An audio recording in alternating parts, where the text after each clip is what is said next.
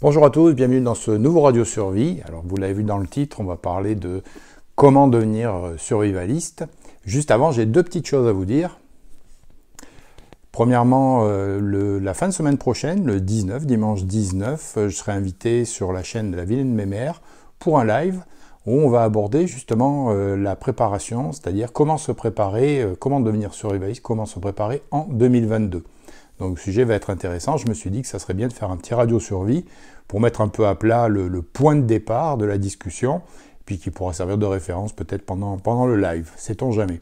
Deuxième petite chose que je voulais aborder, j'ai activé déjà il y a un petit moment quelque chose sur YouTube, ça s'appelle en français les super merci.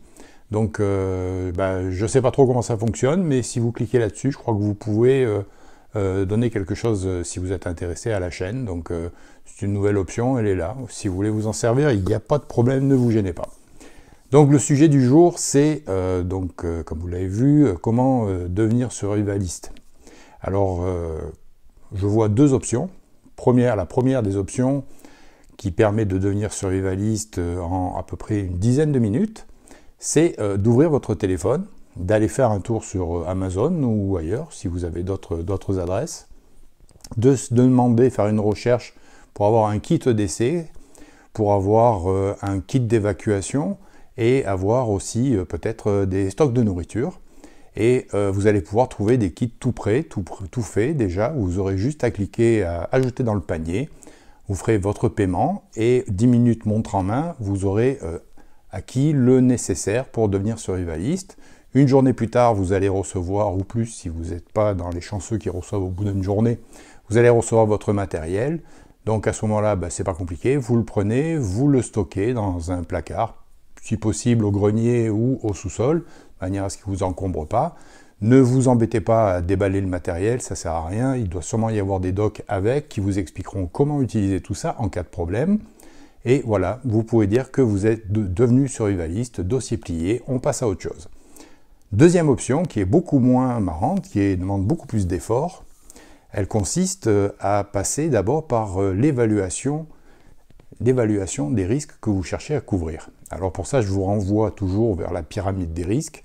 Je sais que ce n'est pas la vidéo la plus intéressante, la plus marrante à regarder sur la chaîne, mais je pense qu'elle est fondamentale. Alors la pyramide des risques, pour vous résumer son utilité, c'est que vous allez l'utiliser pour déterminer quels sont les risques que vous devez couvrir, qui ont le plus de probabilité d'arriver, et avec quoi vous allez pouvoir les couvrir. Et au plus on va monter dans la pyramide des risques, c'est-à-dire qu'au plus on va avoir des risques qui deviennent graves, au moins la fréquence va être présente, puisque forcément il y a moins souvent de guerre nucléaire que d'inondations, et le matériel pour résister à une guerre nucléaire est beaucoup plus compliqué, beaucoup plus cher, les connaissances sont plus importantes, l'expérience, etc., que simplement pour résister à une coupure électrique de quelques heures.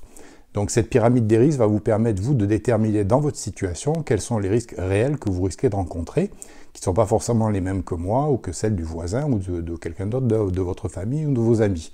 Donc une fois que vous avez déterminé donc les risques, ce qui prend déjà pas mal de temps, ce qui demande une bonne réflexion, vous allez pouvoir commencer votre préparation de survivaliste. Donc loin des kits tout faits, loin des achats inutiles, vous allez privilégier ce qui est réellement nécessaire. Pendant que vous faites ça, c'est certain que ça peut prendre un peu de temps. Rien ne vous empêche de commencer votre préparation, de commencer à créer vos stocks. Pour exemple, vous avez juste, quand vous allez faire vos prochaines commissions, la prochaine fois que vous allez au supermarché pour faire vos achats, eh bien, prenez simplement l'habitude d'acheter un pack d'eau supplémentaire, d'acheter 2-3 boîtes de conserve supplémentaires, quelques paquets de pâtes supplémentaires, et en rentrant, vous les mettez de côté. Vous ne les mettez pas dans le garde-manger habituel, vous les stockez. Et à partir de là, vous êtes devenu survivaliste, vous êtes sur la piste du survivalisme. C'est-à-dire que vous avez commencé votre préparation. Si vous devez passer un mois à évaluer votre pyramide des risques, à bien déterminer les risques à couvrir et les solutions auxquelles vous allez vous attaquer, eh bien pendant un mois, vous allez commencer à faire vos stocks et au bout d'un mois, vous aurez forcément quelque chose entre les mains, de quoi tenir toujours mieux que celui qui n'a rien. Alors, si jamais pendant cette période, vous n'avez pas la possibilité d'acheter pendant la période, parce que la préparation coûte de l'argent, si pendant un certain temps, vous n'avez pas la possibilité d'acheter, il ne faut pas vous dire que pendant ce temps-là, vous perdez votre temps, votre préparation n'avance pas et que donc si vous avancez pas, c'est que vous êtes en train de reculer. Pas du tout. À partir du moment où vous ne pouvez pas acheter, à partir du moment où vous ne pouvez pas augmenter vos stocks de nourriture ou acheter le matériel nécessaire pour couvrir telle ou telle situation, profitez-en pour lire, profitez-en pour regarder des vidéos, profitez-en pour vous instruire, profitez-en pour apprendre. Quand on parle d'apprendre, il ne s'agit pas simplement d'aller regarder une vidéo et de se dire « bon, c'est bon, maintenant je sais comment on fait », c'est regarder, découvrir, mais expérimenter. La première fois que vous allez faire quelque chose, ça va mal se passer. Donc il vaut mieux que ça se passe mal quand tout va bien et que vous vous amusez dans votre jardin à essayer d'allumer un feu avec un fire steel, plutôt que le jour où vous allez avoir vraiment besoin d'allumer ce feu pour pouvoir faire chauffer de l'eau, pour avoir de l'eau potable. Voilà, donc profitez des temps où vous ne pouvez pas planifier, quand vous planifiez vos dépenses, les temps où vous ne pouvez pas acheter parce que c'est hors budget, etc. Vous avez la possibilité de continuer à progresser, c'est-à-dire de continuer à apprendre. Essayez de vous orienter aussi sur du papier, si possible, c'est-à-dire que toute la préparation, toute l'éducation que vous allez chercher à recevoir, essayez d'en garder une trace papier. Il sera toujours plus pratique de revenir sur du papier en cas de coupure électrique que d'aller chercher à faire démarrer un ordinateur sans électricité ou de sortir des infos d'une clé USB sans aucun matériel. Par exemple, vous l'avez vu dernièrement, je vous l'ai dit, je vous l'ai redit, avec le livre de notre ami Mouton Résilient sur l'eau, c'est un document à avoir à la maison. Il est en mode papier, donc forcément, si un jour il devait arriver un problème concernant l'eau, il sera facile d'aller chercher des informations dedans, sans aucun stress, parce que forcément, l'eau, on n'est pas dans la demi-heure, on a le temps, mais on a des possibilités de faire pas mal de choses.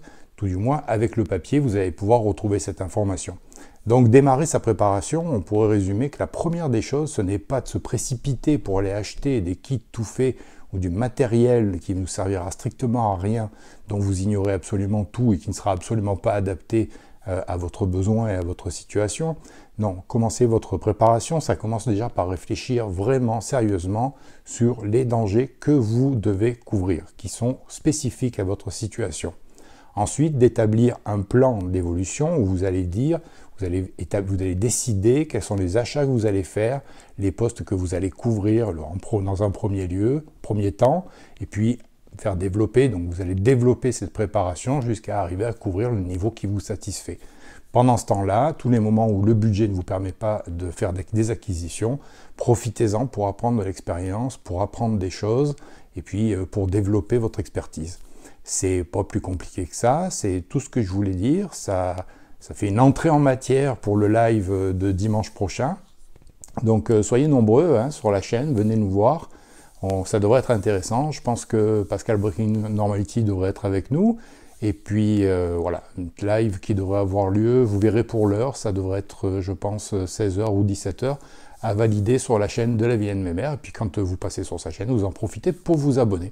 On se retrouve très bientôt pour un nouveau Radio Survie. Celui-là va être d'abord sur Patreon et va se retrouver très vite sur YouTube. Merci à tous, merci à mes abonnés Patreon, merci à vous de m'avoir écouté. Puis on se retrouve très bientôt. Au revoir.